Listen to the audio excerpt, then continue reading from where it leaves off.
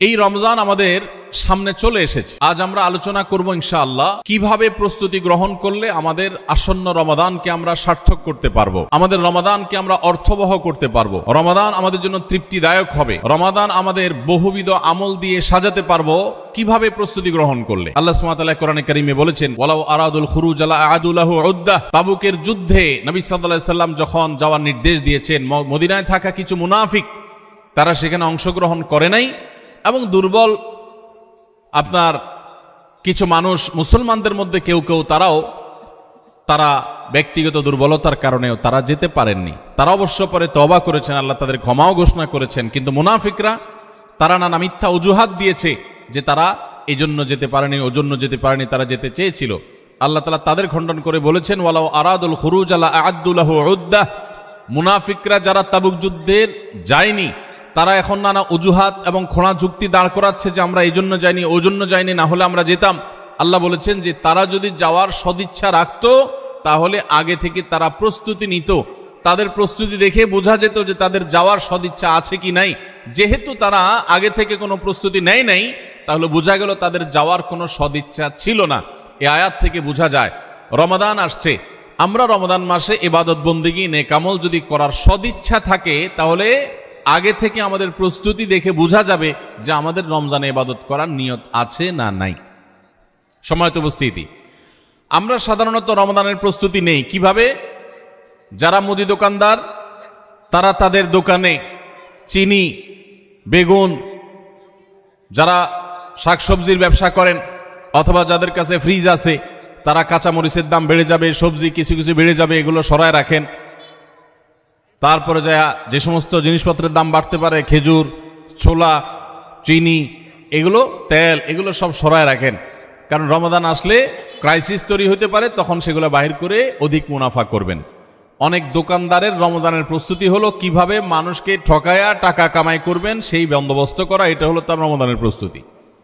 আর আমরা যারা ঠিক ঠিক বলতেছি, আমাদের অনেকের রমজানের প্রস্তুতি হলো রমজান আসছে সেজন্য আমরা বেশি বেশি করে ছোলা, চিনি, বেগুন, বেসন, আমাদের খেজুর, যত রকমের তেল ইত্যাদি খাদ্য ভোজ্য পণ্য আছে সেগুলো সব কিনে বাসায় স্তূপ করে ফেলি। কারণ রমজান আসতেছে, আমাদের প্রচুর খাইতে হবে।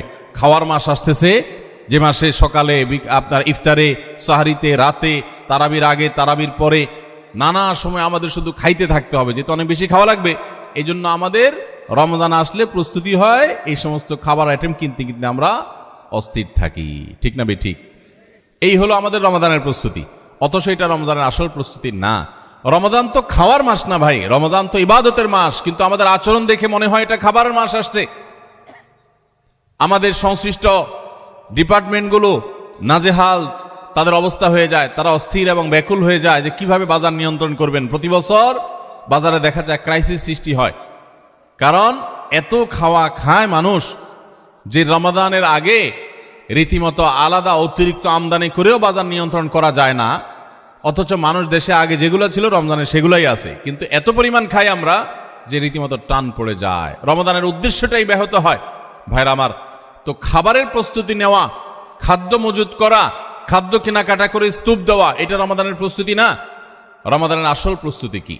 আজ আমরা সেরকম কিছু প্রস্তুতির কথা আপনাদেরকে শোনাবো ইনশাআল্লাহ তাআলা। ভাইরা আমার, রমাদানের প্রস্তুতির অংশ হিসেবে আমাদের পূর্বসূরি সোনালী যুগের স্বর্ণ মানব সালাফে সালেহীন তারা রমাদানের 6 মাস আগে থেকে প্রস্তুতি গ্রহণ করা শুরু করতেন যে রমাদান আসছে, আমাকে ইবাদতবন্দি করতে হবে। মানসিক প্রস্তুতি নিতেন, অপেক্ষা করতেন, প্রহর গুনতেন, ক্ষণ গণনা শুরু করতেন, দিন গণনা শুরু করতেন যে কখন রমাদান আসবে আর কখন আমরা ইবাদতবন্দি করব। আর আমাদের অবস্থা হলো আমরা অপেক্ষায় থাকি যে চাঁদ উঠলে শুরু করব। চাঁদ দেখা গেলে তখন এবার আমরা কোরআন তেলাওয়াত, জিকির, আজকার, ইবাদতবন্দি শুরু করব। ভাইরা আমার, দাঁড়ায় থাকা একজন মানুষ দ্রুততার সাথে হঠাৎ করে খুব জোরে দৌড় দেওয়া শুরু করতে পারে না। দাঁড়ানো থেকে আগে হাঁটা শুরু করে, এরপর একটু গতি বাড়ায়, তারপরে অনেক স্পিড মানুষ দেয়। একটা গাড়ি যখন দাঁড়ানো থাকে, ওই দাঁড়ানো গাড়িটাকে হঠাৎ করে 100 মাইল স্পিডে চালানো যায় না। আগে 10, 20, 30 স্পিডে চালাইতে হয়, এরপর আস্তে আস্তে উঠাইতে উঠাইতে 100, 150 পর্যন্ত উঠাইতে পারে। আপনি দাঁড়িয়ে আছেন, ইবাদতবন্দি করছেন না, অপেক্ষা করছেন রমাদান আসবে, তখন আপনি দিবেন দৌড়, একেবারে আমল করে শেষ করে ফেলবেন। যারা রমজানের চাঁদ উঠার জন্য অপেক্ষা করে যে চাঁদ উঠলে কোরআন তেলাওয়াত শুরু করব, চাঁদ উঠলে জিকির আজকার শুরু করব, চাঁদ উঠলে দোয়া দরুদ শুরু করব, রোজা শুরু করব, নফল নামাজ শুরু করব, দান সাদেকা শুরু করব, এদের বেশিরভাগ মানুষের অবস্থা হলো রমজান দেখতে দেখতে চলে যায়, তার ইবাদত আর করা হয় না। এই জন্য রমজানের আগে থেকেই যে আমলগুলো আপনি রমাদানে করবেন তার রিহার্সেল করতে হয়, প্রস্তুতি নিতে হয়। তো যে প্রস্তুতিগুলো আমাদের রমাদানকে অর্থবহ করতে পারে, ইবাদত বন্দিগি দিয়ে সাজাতে পারি, আমরা সমৃদ্ধ করতে পারি, এবং যেই রমাদানটা আমার জীবনে যতগুলো রমজান আসছে তার মধ্যে এটা একটা স্পেশাল রমাদান হবে, এই রমজানকে আমি অন্য রমজান থেকে পার্থক্য করতে পারবো, এই রমাদান আমার জন্য অনেক তৃপ্তিদায়ক হবে, এই রমাদান যাওয়ার পরে আমার মনে হবে যে আলহামদুলিল্লাহ এই বছর আমি আল্লাহকে মন ভরে প্রাণ ভরে ইবাদত করতে পেরেছি, তাকওয়া চর্চা করতে পেরেছি, আমার ভালো লাগা কাজ করবে, আমার দিল গাওয়াহ এবং সাক্ষ্য দিবে। সেই রকম রমাদান কাটাতে হলে আপনাকে রমাদানের আগে থেকে অনেকগুলো প্রস্তুতি নিতে হবে।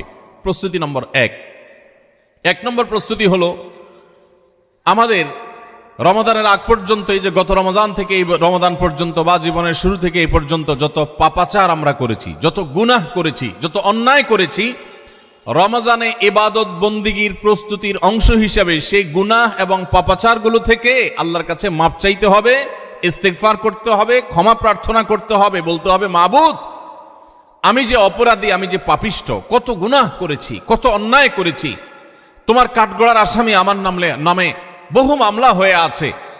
এত অপরাধ করার পর রমাদানে যখন আল্লাহ তাআলা রহমত, বরকত, মাগফিরাত, নাজাত, বহুবিধ কল্যাণ তার বান্দাদেরকে দিবেন, পাপিষ্ঠরা তো সাধারণত আল্লাহর এই রহমতগুলো থেকে বঞ্চিত হয়। তো আল্লাহ আমার গুনাহ খাতাগুলো যেগুলো আগে ছিল সেগুলো সব মাফ করে আমার রমাদানে তোমার যে রহমত বরকত নাজিল হবে সেটার জন্য আমাকে একটু উপযোগী করে দাও, আমি যেন পাপিষ্ঠ হয়ে তোমার রহমত থেকে বঞ্চিত না হই।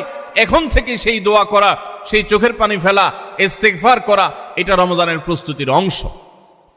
মক্কার ইমাম শেখ আব্দুর রহমান আস-সুদাইস হাফিজাহুল্লাহ, তার কাছে কিছু যুবক, সৌদিয়ান কিছু যুবক একবার যে বললেন যে আমরা প্রতি বছর রমজান আসার আগেই প্রস্তুতি নেই মানসিকভাবে যে আমরা এবার রমজানে অনেক ইবাদত বন্দি করব, কোরআনটা খতম দিব, 5 ওয়াক্ত নামাজ 1 ওয়াক্ত আমরা ছাড়বো না, রমজান আসলে আমরা অনেক ভালো ভালো কাজ করব, আমরা এগুলো পরিকল্পনা করি।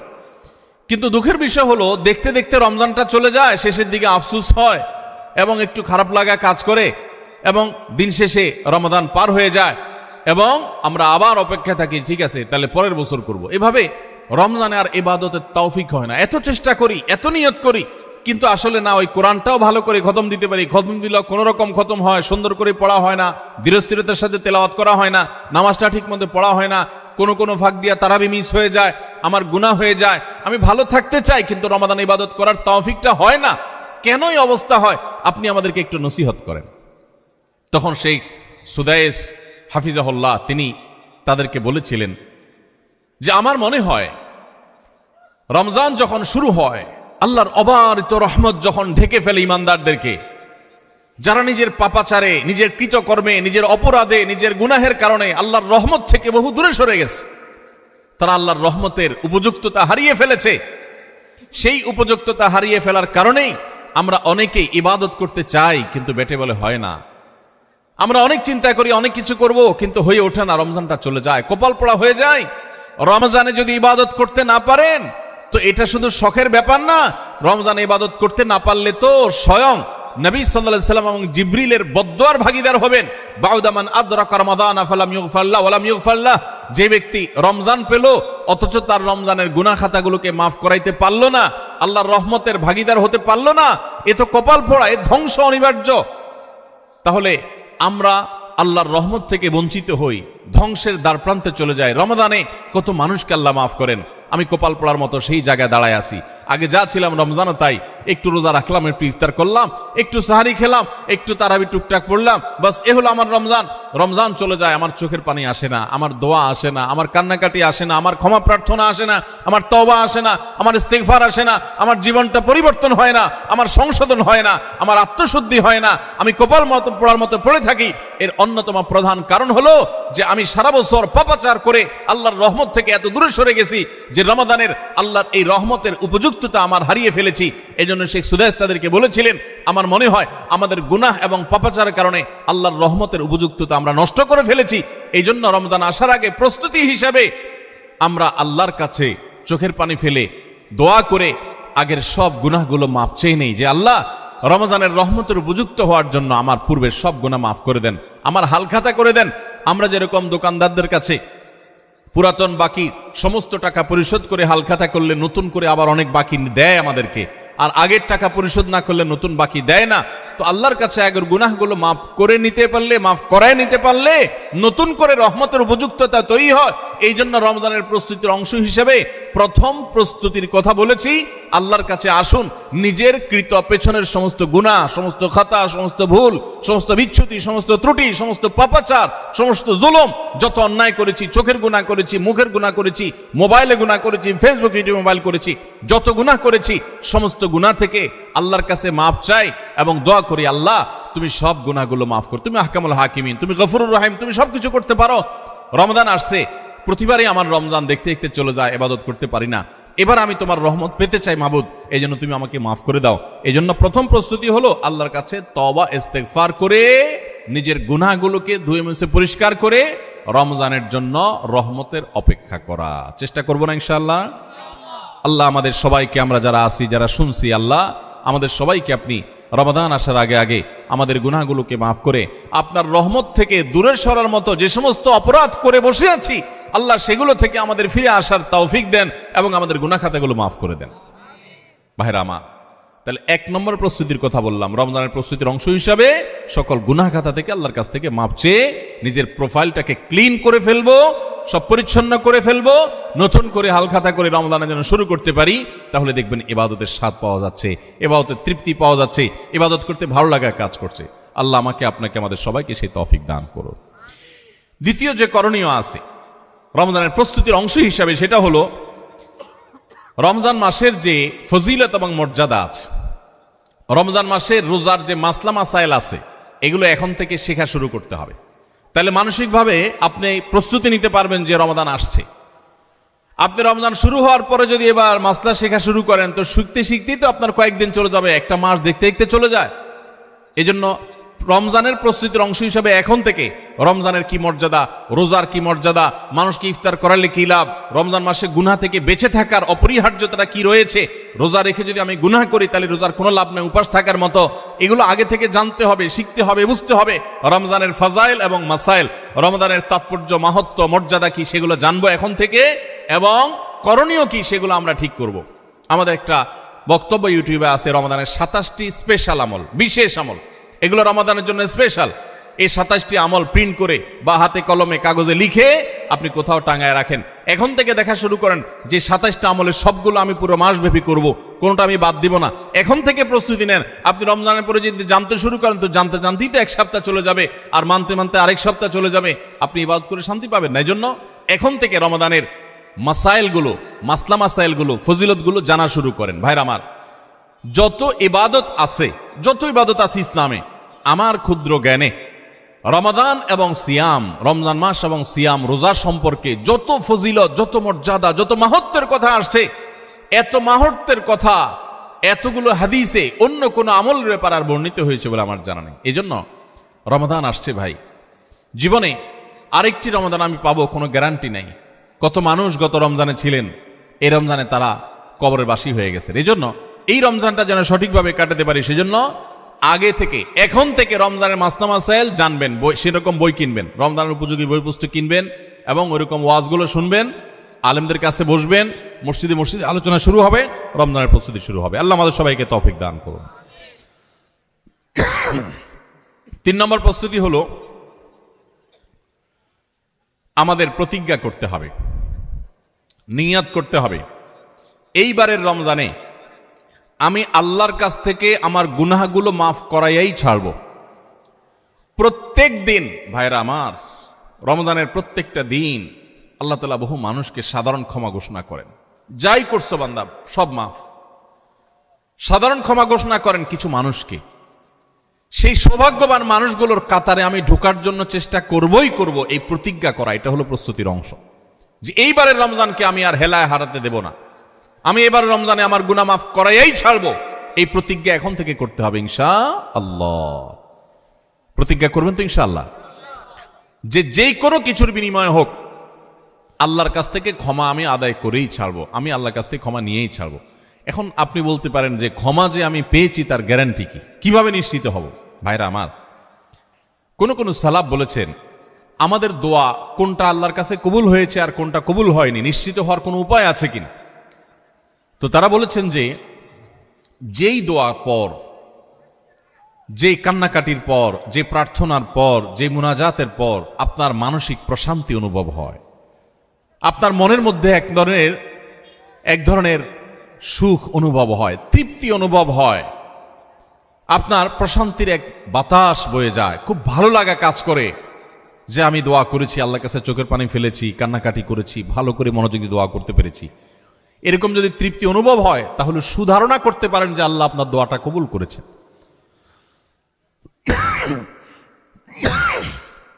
ফ্যান ট্যান নাই আপনাদের এখানে?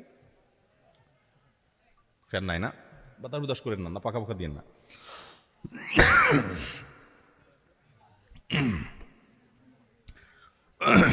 তাহলে রমাদানের প্রস্তুতির অংশ হিসেবে আমরা আল্লাহ রাব্বুল আলামিনের মাগফিরাত এবারের রমজানে আদায় করেই ছাড়বো, এই প্রতিজ্ঞা এখন থেকে করতে হবে। সাধারণ নিয়ত না, প্রতিজ্ঞা, পাক্কা নিয়ত করতে হবে। চেষ্টা করবো না ইনশাআল্লাহ যে আমি আল্লাহর কাছ থেকে আমার গুনাহগুলোকে মাফ করাইয়াই ছাড়বো, যত ত্যাগ করা লাগে, যত স্যাক্রিফাইস করা লাগে করবো, তারপর আমি মাফ করাই ছাড়বো ইনশাআল্লাহ। চেষ্টা করা যাবে না?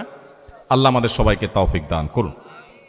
ভাইরা আমার, 4 নম্বর যে করণীয় আছে আমাদের রমজানের প্রস্তুতির অংশ হিসাবে, সেটা হলো যদি কারোর আগের রমজানের, গত বছরের রমজানের রোজা বাকি থাকে, হতে পারে কেউ অসুস্থ ছিলেন, এত বেশি অসুস্থ হয়ে পড়ছেন যে রোজা রাখতে পারেন নাই, ভাঙতি পড়ছে, অথবা মা বোনদের মাসিকের কারণে রোজা ভাঙতি পড়ে থাকতে পারে, সফরের কারণে রোজা ভাঙতি পড়ে থাকতে পারে, এই ভাঙতি রোজাগুলো এই বছরের রমজানের আগে আগে রেখে দিতে হবে। আম্মা জান আয়েশা রাদিয়াল্লাহু তাআলা আনহা তার ভাঙতি রোজাগুলো পরবর্তী রমজানের আগে আগে রেখে ফেলতেন। এই জন্য রমজানের রোজার প্রস্তুতির অংশ হিসাবে আগের কোনো ভাঙতি বা কাজা রোজা থাকলে এই রমজানের আগে আগে সেগুলো রেখে ফেলা উচিত এবং উত্তম। এটা রমজানের চতুর্থ প্রস্তুতি। 5 নম্বর প্রস্তুতি হলো নিজের অন্তরকে শিরক এবং হিংসা থেকে মুক্ত করা। আল্লাহর সাথে কোনো কাউকে, সেটা কোনো মাজারে শায়িত ব্যক্তি হোক, কোনো জীবিত ব্যক্তি হোক, কোনো কাউকে আল্লাহর সাথে অংশীদার সাব্যস্ত করা যাবে না। এই শিরক করা থেকে নিজেকে পরিচ্ছন্ন করতে হবে, তাওহীদটাকে স্ট্রং করতে হবে এবং নিজের অন্তরকে হিংসা, বিদ্বেষ, শত্রুতা এগুলো থেকে পরিচ্ছন্ন করতে হবে। আপনি যদি এগুলো থেকে পরিচ্ছন্ন করেন, এগুলো থেকে পরিষ্কার করেন অন্তরকে, তাহলে ইনশাআল্লাহ বিইذনিল্লাহ আল্লাহ তাআলা প্রতিদিন যে বহু মানুষকে সাধারণ ক্ষমা ঘোষণা করেন, আপনি আশা করতে পারেন যে আপনি সাধারণ ক্ষমার আওতায় পড়বেন। কারণ হাদিস থেকে আমরা জানি যে যারা শিরকের মধ্যে থাকে, যাদের অন্তরে মানুষের প্রতি হিংসা থাকে, শত্রুতা থাকে, তারা আল্লাহর সাধারণ ক্ষমা থেকে মাহরুম এবং বঞ্চিত থাকে। অতএব আল্লাহর সাধারণ ক্ষমার উপযুক্ত হওয়ার জন্য নিজেদের অন্তরকে এই সমস্ত গুনাহ থেকে, বিশেষ করে শিরক এবং হিংসা থেকে পরিচ্ছন্ন হতে হবে। এটা হবে রমজানের প্রস্তুতির অংশ। রমাদানে আল্লাহ রাব্বুল আলামিন প্রতিদিন অগণিত মানুষকে মাফ করে দিবেন, বহু মানুষকে আল্লাহ তাআলা মাফ করে দিবেন। যেহেতু বহু মানুষকে আল্লাহ তাআলা মাফ করে দিবেন, তো আমি তাদের মধ্যে যেন থাকি, সেজন্য আমি আমার অন্তরকে হিংসা এবং শিরক থেকে পরিচ্ছন্ন করব। 6 নম্বর প্রস্তুতি হলো বিশেষ করে সামাজিক যোগাযোগের মাধ্যম এবং আমাদের মোবাইল ফোনগুলো নিয়ন্ত্রণ করে ফেলতে হবে, যেগুলো আমাদের ইবাদত বন্দেগীর ক্ষেত্রে বড় ধরনের বাধা সৃষ্টি করে। অনেকেই আছি যে সোশ্যাল মিডিয়ার আসক্তিতে আমরা এরকম ভয়াবহ একটা পর্যায়ে, যে আমাদের ইবাদত বন্দেগীর ক্ষেত্রে সবচেয়ে বড় বাধা হলো আমাদের এই ফেসবুকের নেশা, টিকটকের নেশা, ইউটিউবের নেশা, মোবাইলের নেশা, গেমসের নেশা।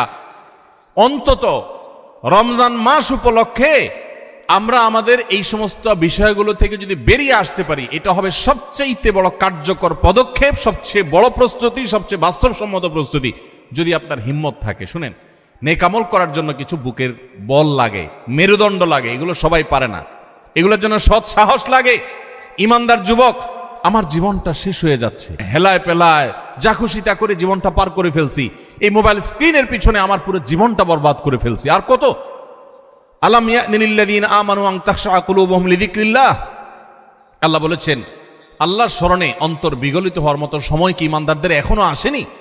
যুবক ভাই আমার, সালহাতু সঙ্গে বুদি দিল খারাস আজ মুদে এক জামানা খাকে বাস। বহু বছর তো পাথর হয়েছিলে। আসুন এই রমাদানটা একটু মাটি হয়ে দেখি, একটু চোখের পানি ফেলে দেখি, একটু কান্নাকাটি করে দেখি।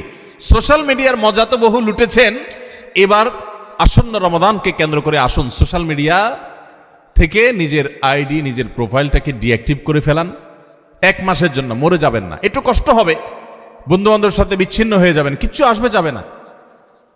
আমি আল্লাহর শপথ করে বলতে পারি, যদি সৎ সাহস করে এগুলো ডিলিট করে ফেলতে পারেন, পুরো অ্যাপ আইডি যদি ডিঅ্যাক্টিভ করে ফেলতে পারেন, অ্যাক্টিভিটি যদি বন্ধ করে ফেলতে পারেন, 1টা মাসের জন্য যদি আপনি নিয়ন্ত্রণ করতে পারেন নিজেকে, দেখবেন মাস শেষে আপনার অবর্ণনীয় এক তৃপ্তি এবং ভালো লাগা কাজ করছে। এই জন্য সৎ সাহস করতে হয়, হিম্মত করতে হয় যে আসন্ন রমাদানে আমার ইবাদতে বড় বাধা হলো আমার এই ফোনের নেশা, মোবাইল টিপাটিপির নেশা, সো আমি এটা থেকে বেরিয়ে আসব। আমরা যদি সৎ সাহস করি, হিম্মত করি, নিয়ত করি যে আমি এই রমাদানটাকে ইবাদতে কাটাবার প্রয়োজনে আমি কোরআন তেলাওয়াত করব, আমি বই পুস্তক পড়ব, আমি সুন্দর করে নামাজটা পড়ব, আমি আমার অন্যান্য কাজকাম করব, স্টুডেন্ট হলে পড়ালেখা করব, অন্যান্য কাজকাম করব, এর বাইরে আমি আমার সময়ের অপচয় থেকে বাঁচার জন্য আমি এই অপারেশন করব, নিজের প্রতি নিজে এই শক্ত এবং কঠিন অভিযান পরিচালনা করব। যদি আমরা নিয়ত করি, আল্লাহ তাআলা আমাদেরকে সাহায্য করবে। নিয়ত করা যাবে না ইনশাআল্লাহ? আল্লাহ আমাদের সবাইকে এই নিয়ত করার মতো সৎ সাহস দান করুন। আমি সেই যুবক দেখার সৌভাগ্য অর্জন করেছি, যেই যুবক রমাদানের শুরুতেই মোবাইল থেকে এরকম অ্যাপ ডিলিট করে ফেলে দেয়, ইবাদতের জন্য নিজেকে প্রস্তুত করে। ভাইরা আমার, বন্ধু বান্ধব অনেক কথা বলবে, হাসাহাসি করবে, কিয়ামতের ময়দানে এই হাসাহাসি করা মানুষগুলো আপনার কোনো কাজে আসবে না। আপনার আল্লাহর সামনে আপনাকে জবাবদিহি করতে হবে। রমাদান পেয়ে ইবাদত করতে পারলেন না, জবাবদিহি করা লাগবে। সো আমরা আমাদের ইবাদতে যে সমস্ত বাধা বিপত্তি আছে সেগুলো বিশেষ করে সোশ্যাল মিডিয়া এবং মোবাইল নিয়ন্ত্রণ করব ইনশাআল্লাহ, চেষ্টা করব না ইনশাআল্লাহ। 7 নম্বর প্রস্তুতি হলো, গত বছর তার আগের বছর রমজানে আমি ইবাদত কেন করতে পারি না, কি কি সমস্যা ছিল। আমার অমুক দোস্তটা, ওর কারণে তারাবিটা পড়া হয় না, কারণ ও ওই টাইমে ফোন দেয়, আড্ডা মারতে বলে, অথবা তমুক কারণে আমার পড়ালেখাটা হয় না, অমুক নেশার কারণে হয় না। কি কারণে হয় না, প্রত্যেকেরটা আলাদা আলাদা। আমার গত রমজানে আমি কোরআনটা পুরো ভালো করে সুন্দর করে খতম দিতে পারি নাই কেন? শুরু তো করছিলাম কিন্তু শেষ করতে পারি নাই কেন? আমার গত রমজানে যে তারাবি কয়েকদিন মিস হয়েছিল, সেটা কেন মিস হয়েছিল? আমার গত রমজানে যে ভালো কাজগুলোর পরিকল্পনা ছিল, সেগুলো কেন হয় নাই? সেই বিষয়গুলো আমাদের চিহ্নিত করতে হবে, খুঁজে বের করতে হবে। বের করে এইবারের রমাদানে যেন সেগুলো রিপিট না হয়, সেগুলো যেন আর পুনরায় দেখা না দেয়, আগে থেকে সিদ্ধান্ত নিতে হবে এবং প্ল্যান করতে হবে যে আমার গত রমজানে কি সমস্যা ছিল। ও শেষের দশকে যে আল্লাহ লাইলাতুল কদর রেখেছেন, ওই দশকটাতে আমার ঈদের কেনাকাটার কারণে আমি এগুলো করতে পারি নাই, তাহলে এবছর ঈদের ঝামেলা আমি আগেই সেরে ফেলব। আমি বাড়ি যাওয়ার নাম করে যাইতে একদিন, আসতে যাইতে একদিন, পথে একদিন, যাওয়ার পরে আবার শরীরকে ফ্রেশ করতে আরেকদিন, আমার শেষের 27তম রাত, আমার 28তম রাত, শেষের রাতগুলো ইবাদত করতে পারি নাই। মার্কেটে ঘুরছি, শপিং মলে ঘুরছি, আমার জিন্দেগি বরবাদ করছি। তাহলে গত বছর আমার ইবাদতের ক্ষেত্রে যেগুলো বাধা ছিল, যেগুলো কাঁটা ছিল, এই বছর সেগুলোকে আগে থেকে দূর করার পরিকল্পনা করতে হবে। এটা হলো রমজানের প্রস্তুতি। কথা বুঝেন নাই? মা বোনরা ইফতার বানাইতে বানাইতে ইফতারের আগে দোয়া কবুল হয়, মূল্যবান সময়টা নষ্ট করে ফেলছেন, পারেন নাই। তো এই বছর পরিকল্পনা করেন যে আগে থেকে যেই জিনিসগুলো তৈরি করে রাখা সম্ভব, যতটুকু গোছায় রাখা সম্ভব সেগুলো গোছায় রাখবো। আর পরিবারের সদস্যদেরকে নিয়ে বসেন, এবার আমরা সবাই একটু ভালো করে ইবাদত করতে চাই, হেয়ালিপনা করতে চাই না। আমরা রমাদান খেয়ে পরে কাটানোর জন্য আল্লাহ দেন না, ইবাদতের জন্য দিয়েছেন। এই রমাদানের মূল্য এত বেশি যে এই রমাদান চলে যাচ্ছে, আমরা বেশিরভাগ মানুষ উপলব্ধিও করতে পারছি না, অথচ এই একটা রমাদান আমার গোটা জীবনকে পরিবর্তন করার জন্য যথেষ্ট। আপনারা জানেন জান্নাতের একটা স্পেশাল গেট আছে, নাম হলো রাইয়ান। এই রাইয়ান নামক গেট দিয়ে আল্লাহ রাব্বুল আলামিন শুধুমাত্র রোজাদারদেরকে প্রবেশ করার সুযোগ দিবেন, যারা রমাদানে ইবাদত বন্দেগী করেছে, আল্লাহর নাফরমানি থেকে বেঁচে থেকেছে, তাকওয়ার জীবন অবলম্বন করেছে। আল্লাহ তাদের মর্যাদা দিবেন ওই স্পেশাল গেট দিয়ে প্রবেশ করে। এই জন্য জাহান্নাম থেকে বাঁচার জন্য, জান্নাত লাভের জন্য পরিবারের সদস্যদেরকে নিয়ে বসেন যে আমাদের এবারের রমাদানে আমরা ইবাদত করব। আমাদের গত রমজান ইবাদত কেন হয় নাই? কারণ ইফতারিতে আমাদের 10 আইটেম না হইলে হয় না। এবার আমরা আইটেম কমাই, আমরা একটু খাবার পরিমাণ কমাই। যেই খাবার খেতে আমাদের ঝামেলা হইটা আমরা করব না। যদি কোনো মহিলার ইফতারের প্রস্তুতিতে ইবাদত না হয়, সাহারির সময় তার ঝামেলা তৈরি হয়, তাহলে এগুলো আগে ভাগে প্ল্যান করতে হবে কিভাবে কমানো যায় ঝামেলাগুলো। হয় পরে করব, নয় আগে করব, নয় পরিবারের সদস্যদের সাহায্য নিব, নাহলে আইটেম কমাবো। কিভাবে হতে পারে প্ল্যান প্রোগ্রাম করতে হবে। বেড়াবেড়ি, দাওয়াত খাই, ইফতার পার্টি, সাহারি পার্টি, এগুলো করতে গিয়ে আমার ইবাদত হয় নাই, সো আমি এবছর সেগুলো করব না। এজন্য গত বছরের সমস্যাগুলো চিহ্নিত করে সেগুলো থেকে এবার দূরে থাকার চেষ্টা করতে হবে। এটা হলো 7 নম্বর প্রস্তুতি। 8 নম্বর প্রস্তুতি হলো রমজানের যে আমলগুলো আছে, রমজানের ওই যে বললাম 27টা স্পেশাল আমল আছে হাদিসের আলোকে। 27টা। রমজানের সবচেয়ে বড় আমল কি ভাই? রমজান মাসের সবচেয়ে বড় আমল কোনটা? সবচেয়ে বড় আমল হলো রোজা রাখা। রোজা রাখার চেয়ে বড় কোনো আমল আছে? রমজানের দ্বিতীয় আমল হলো রাতে তারাবি পড়া। তৃতীয় আমল হলো কোরআনে কারীমের তেলাওয়াত করা। আল্লাহর কাছে দোয়া করা আরেকটা আমল। উমরার তৌফিক থাকলে উমরা করা আরেকটা আমল। নবী সাল্লাল্লাহু আলাইহি ওয়াসাল্লাম রোজা রেখে প্রচুর মিসওয়াক করতেন, সেটা আরেকটা আমল।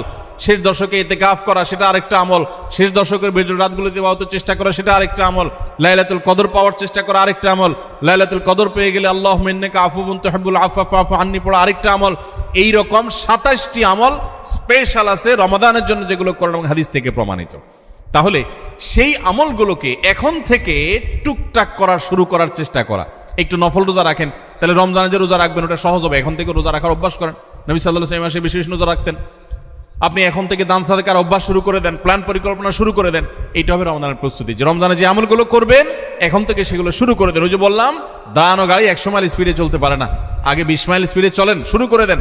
এরপর চাঁদ উঠলে রমজান শুরু হয়ে গেলে আপনি 100 মাইল স্পিডে যেতে পারবেন। চেষ্টা করবেন না ইনশাআল্লাহ?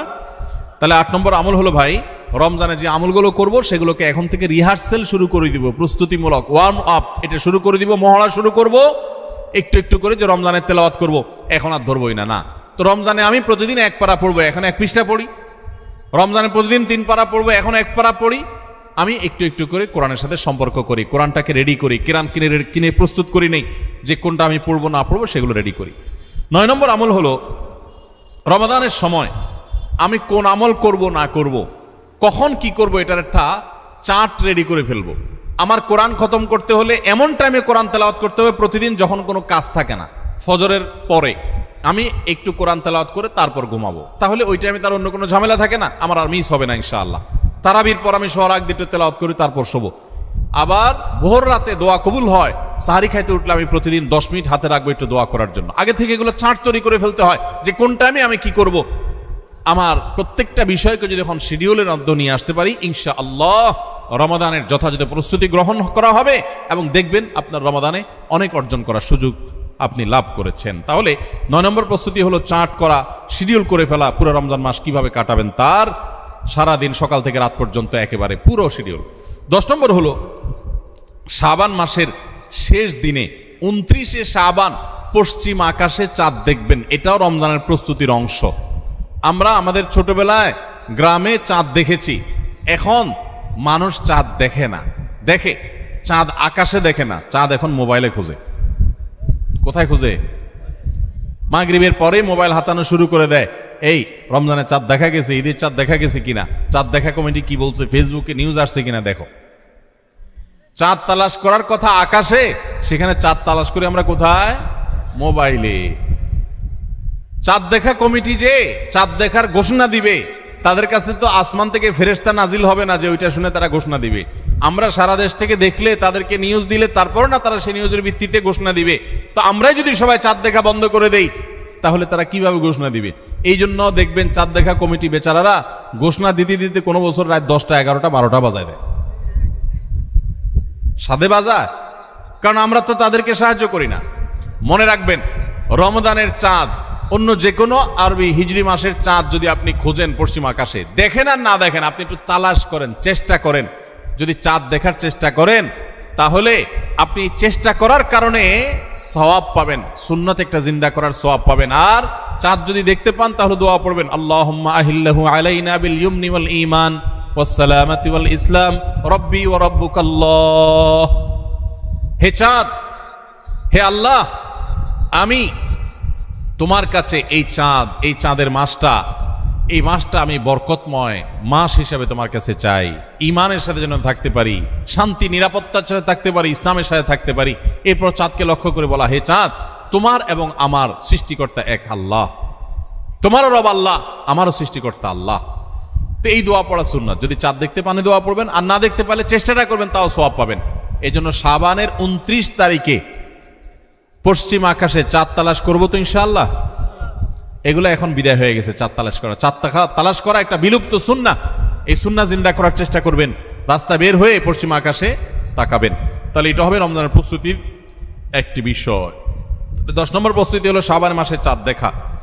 আর 11 নম্বর এবং সর্বশেষ প্রস্তুতি হলো আল্লাহর কাছে ইবাদতের জন্য দোয়া করতে হয়।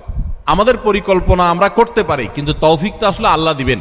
এই জন্য আমার পরিকল্পনাগুলো করে আমি বলবো, আল্লাহ, আমি চাটও তৈরি করেছি, রমজানে মাসালা জানার জন্য বইও কিনেছি, আমি কোরআনও তো রেডি করেছি, তেলাওয়াতও শুরু করে দিয়েছি, টুকটাক নফল রোজা রেখে আমার প্রস্তুতিও শুরু করে দিয়েছি।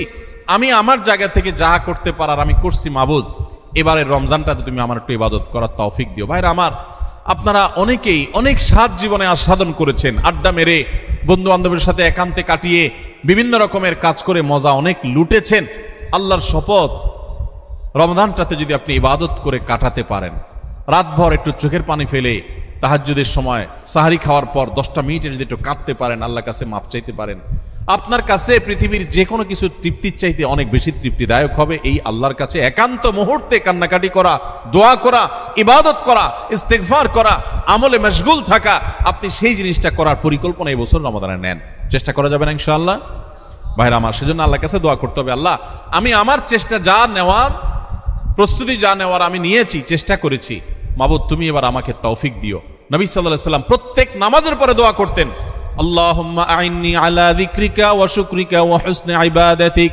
ও আল্লাহ, তোমার কাছে আমি সাহায্য চাই যেন তোমার সুন্দর করে ইবাদত করতে পারি, যেন তোমার স্মরণ আমি সুন্দর মতো করতে পারি, হ্যাঁ, তোমার কৃতজ্ঞতা শুকরিয়া যেন আদায় করতে পারি, সেই তৌফিক তুমি দাও। আল্লাহর কাছে তৌফিক চাইতে হয়। এই জন্য ভাইরা, রমাদানের সর্বশেষ এবং 11তম প্রস্তুতি বলেছি, আল্লাহর কাছে দোয়া চেয়ে নিতে হবে যে আল্লাহ তুমি আমাকে তৌফিক দিও। আল্লাহ তাআলা আমাদের সবাইকে রমাদানের এই সবগুলো প্রস্তুতি যথাযথভাবে করে আসন্ন রমাদানকে আমাদের জীবনে এক ব্যতিক্রমী রমাদান, সার্থক রমাদান, সফল রমাদান, তৃপ্তিদায়ক রমাদান এবং জান্নাত কামানো রমাদান, মাগফিরাত লাভ করা রমাদান হিসাবে কাটাবার তৌফিক নসিব করুন। খুব দোয়া করব দিল থেকে ভাই, খুব দোয়া করব, খুব চোখের পানি ফেলবো যে আল্লাহ, রমাদানে যদি ক্ষমা না পাই তাহলে তোমার ফেরেশতার বদদোয়া, তোমার নবীর বদদোয়ার ভাগীদার হইতে হবে। এর চাইতে বড় হতভাগা আর কেউ নাই যে রমজান পাওয়ার পরও ক্ষমা পায় নাই, রমজান পাওয়ার পরও 5 ওয়াক্ত নামাজ ধরতে পারে নাই, রমজান পাওয়ার পরও কোরআন ধরতে পারে নাই, রমজান পাওয়ার পরও তার জীবনে পরিবর্তন হয় নাই, তাকওয়া শুরু করতে পারে নাই। এর চাইতে হতভাগা, এর চাইতে কপাল পড়া আল্লাহর জমিনে আরেকটা নেই। ভাইরা আমার, সেজন্য এবারের রমাদানটাকে আমরা একটু নড়ে চড়ে বসে ভিন্নভাবে কাটাবার চেষ্টা করি। আল্লাহ, হে আরশে আজিমের মালিক, আপনি আমাদের সবাইকে তৌফিক দান করেন। আমরা চেষ্টা করব না ইনশাআল্লাহ ভাই, রমাদানকে সুন্দরভাবে কাটাবার জন্য এখন থেকে প্রস্তুতি নিব না ইনশাআল্লাহ? আমি এক নজরে আবারও আপনাদেরকে এই 11টা প্রস্তুতির কথা বলে দিচ্ছি। সর্বপ্রথম প্রস্তুতি হলো, রমাদানে যেন আমি ইবাদতের তৌফিক আল্লাহর কাছ থেকে পাই, রহমত যেন পাই, সেজন্য আমার পেছনের গুনাহগুলো থেকে আল্লাহর কাছ থেকে মাপ চেয়ে নিব। রমজানের প্রস্তুতির অংশ হিসাবে আগেরগুলো মাপ চাই নিব, আল্লাহ আমাকে মাফ করে দাও। বেশি বেশি ইস্তেগফার পড়বো, সাইয়্যিদুল ইস্তেগফার পড়তে পারি, আল্লাহুম্মা আনতা রাব্বি লা ইলাহা ইল্লা আনত। আল্লাহ, আপনি আমার রব, আপনি ছাড়া সত্যিকারের কোনো মাবুদ নাই। খালাকতানি, আপনি আমাকে সৃষ্টি করেছেন, ওয়া আনা আবদুক, আমি আপনার গোলাম, ওয়া আনা আলা আহদিকা ওয়া ওয়াদিকা মাস্তাতাতু, যতটুকু পেরেছি আল্লাহ আপনার সাথে কৃত অঙ্গীকার আর ওয়াদাকে রক্ষা করার চেষ্টা করেছি। আউযু বিকা মিন শাররি মা সানাত, আল্লাহ, আমি যে সমস্ত অপকর্ম নিজে করেছি আমি আপনার কাছে পানা চাই সেগুলোর ক্ষতি থেকে, এগুলোর কারণে যেন আমি বঞ্চিত না থাকি রমাদানে। কপাল পোড়াদের কাতারে যেন শামিল না হই, আমি যেন তৌফিক পাই। আউযু বিকা মিন শাররি মা সানাত আবু লাকা বিনিআমাতিকা আলাই, আল্লাহ যত নিয়ামত আপনি দিয়েছেন আমি স্বীকার করি। ওয়া আবু লাকা বিযামবি, আমি যত পাপাচার করেছি মাবুদ আমি স্বীকার করি। ফাগফিরলি ফাইন্নাহু লা ইয়াগফিরুয যুনুবা ইল্লা আনতা, ও মালিক আপনি ছাড়া আর কেউ পাপাচার মাফ করতে পারে না, ইখতিয়ার কারণ নাই, আপনি একটু মাফ করে দেন। আল্লাহর কাছে মাফ চাইবো, মাফ চেয়ে রমজানের জন্য প্রস্তুতি নিব, চেষ্টা করবো তো ইনশাআল্লাহ। নাম্বার 2, রমজানের ফাজাইল মাসাইল, মাহাত্ম্য, মর্যাদা, মাসলা মাসাইল এগুলো জানার জন্য এখন থেকে সেরকম বই পুস্তক কিনে পড়া শুরু করে দিব, ওইরকম আলোচনা শোনা শুরু করে দিব, জ্ঞান অর্জন করা শুরু করবো রমজান সংক্রান্ত। এটা দ্বিতীয় প্রস্তুতি। 3 নম্বর হলো আল্লাহর কাছে এইবারের রমজানে আমি মাগফিরাত এবং নাজাত পেতে চাই, ক্ষমা পেতে চাই, আল্লাহর রহমত পেতে চাই। এই জন্য দৃঢ় প্রতিজ্ঞা করব যে এবার আমি কিছু একটা করবো ইনশাআল্লাহ, এবং এটা সারাক্ষণ নিজেকে জল্পনা কল্পনা করতে থাকা, প্রস্তুত করতে থাকা মানসিকভাবে। নাম্বার 4 নম্বর প্রস্তুতি হলো আগের বছরের কোনো রোজা ভাঙতি থাকলে সেগুলো আদায় করে ফেলা। 5 নম্বর প্রস্তুতি হলো নিজের অন্তরকে শিরক এবং হিংসা, বিদ্বেষ, শত্রুতা এগুলো থেকে পরিচ্ছন্ন করা। কারোর প্রতি দুঃখ আছে, হিংসা আছে, দুঃখটা হিংসার লেভেলে চলে গেছে, তো আপনি সেই হিংসাটা দূর করে ফেলান, সবাইকে মাফ করে দেন, ফ্রেশ হয়ে যান। কারণ রমজান আসছে, সাধারণ ক্ষমা ঘোষণা যখন করা হবে তখন কিন্তু কপাল পোড়ারা, হিংসুকরা পাবে না মাফ। এই জন্য কারোর প্রতি হিংসা রাখেন না, কারোর অকল্যাণ চায়েন না, সবার কল্যাণ কামনা করেন, মনটাকে উদার করে দেন, বড় করে দেন, এতে আপনি সুস্থ থাকতে পারবেন। আর শিরক থেকে নিজেকে বাঁচিয়ে রাখেন, ইনশাআল্লাহ রমজানের সাধারণ ক্ষমার মধ্যে পড়বেন। এটা রমজানের প্রস্তুতির অংশ, যে শিরক এবং হিংসা থেকে নিজেকে পরিচ্ছন্ন করলেন। 5 নম্বর প্রস্তুতি। 6 নম্বর প্রস্তুতি হলো সোশ্যাল মিডিয়া, ফেসবুক ইত্যাদি নেশা এবং স্মার্টফোন পারলে গলা চিপে বন্ধ করে ফেলান। 1 মাসের জন্য বাটন ফোনে চলে যান অন্তত, এবং আইডি ডিঅ্যাক্টিভ করে ফেলান। একটু হিম্মত করেন, সৎ সাহস করেন, মরে যাবেন না। একটু কষ্ট হবে, এতটুকু কষ্ট যদি না করেন কোন মুখে আল্লাহর কাছে আপনি জান্নাতের দাবি করবেন? একটু সোশ্যাল মিডিয়াকে 1 মাসের জন্য নিয়ন্ত্রণ করার যদি নিয়ত করতে না পারেন, আল্লাহর কাছে কোন মুখে জান্নাতের আশা করবেন, দাবি করবেন? এজন্য 6 নম্বর প্রস্তুতি হলো যেই বিষয়গুলো আমার ইবাদতে ব্যাঘাত সৃষ্টি করে, অর্থাৎ এই সোশ্যাল মিডিয়া ইত্যাদি, এগুলোকে নিয়ন্ত্রণ করে ফেলা। 7 নম্বর হলো গত বছর রমজানে বা তার আগের বছরগুলোতে রমজানে আমার ইবাদতে যেসব বাধা ছিল, যাদের কারণে সমস্যা হয়েছে, ওই বন্ধুই আমার বন্ধুত্বের তালিকা থেকে বাদ দিয়ে ফেলতে হবে, ওই সার্কেল আমি ছেড়ে দিতে হবে, ওই আড্ডা আমার ছেড়ে দিতে হবে, ওই কাজ আমার ছেড়ে দিতে হবে, যেই কাজের কারণে আমার রমজানে ইবাদত হয় না, ওই কাজে আমি করব না। 1 মাসের জন্য নিজেকে স্যাক্রিফাইস করতে হবে। এটা রমজানের প্রস্তুতি, এখন থেকে প্ল্যান করে এগুলো বাদ দিতে হবে। এবং 8 নম্বর হলো যে রমজানের যে আমলগুলো আছে সেগুলো এখন থেকে একটু একটু করে শুরু করা। কোরআন তেলাওয়াত এখন থেকে শুরু করে দেন, রোজা এখন থেকে, নফল রোজা শুরু করে দেন, এখন থেকে তাসবিহ তেলাওয়াত শুরু করে দেন, এখন থেকে দোয়া দুরূদ শুরু করে দেন, তাহলে রমজানে বেশি করে করতে পারবেন। আর যদি তখন করবেন বসে থাকেন, করা আর হবে না। 9 নম্বর প্রস্তুতি হলো যে রমজানে সকাল থেকে রাত পর্যন্ত কিভাবে সময় কাটাবেন, এটার জন্য এখন থেকে রুটিন তৈরি করে ফেলান, রুটিন, এবং সেই রুটিনটা টাঙায় ফেলান, এই রুটিন অনুযায়ী চলবো, এখন থেকে প্ল্যান করে ফেলান। 10 নম্বর হলো শাবানের শেষ দিন 29শে শাবান পশ্চিম আকাশে একটু চাঁদ তালাশ করেন, দেখেন কিনা, রমজানের প্রস্তুতির অংশ হিসাবে। আর 11 নম্বর সর্বশেষ প্রস্তুতি হলো আল্লাহর কাছে দোয়া করবেন, আমরা সবাই দোয়া করব আল্লাহ যেন আমাদেরকে রমাদান মাসটিকে যথাযথভাবে কাটানোর তৌফিক দান করে। চেষ্টা করবো না ইনশাআল্লাহ? আল্লাহ আজকের এই মাহফিলে আমরা যারা আছি, আমাদেরকে যারা অনলাইনে দেখছেন, দেখবেন, আমাদের সবাইকে আপনি সৌভাগ্যবান মানুষের কাতারে শামিল হওয়ার তৌফিক নসিব করেন। আল্লাহ বহু মানুষকে আপনি মাফ করে দিবেন, আমাদেরকে সেই ক্ষমাপ্রাপ্ত সৌভাগ্যবান মানুষদের কাতারে শামিল হওয়ার তৌফিক নসিব করেন। আল্লাহ যেন গোটা রমজান আমরা কোরআন নিয়ে পড়ে থাকতে পারি।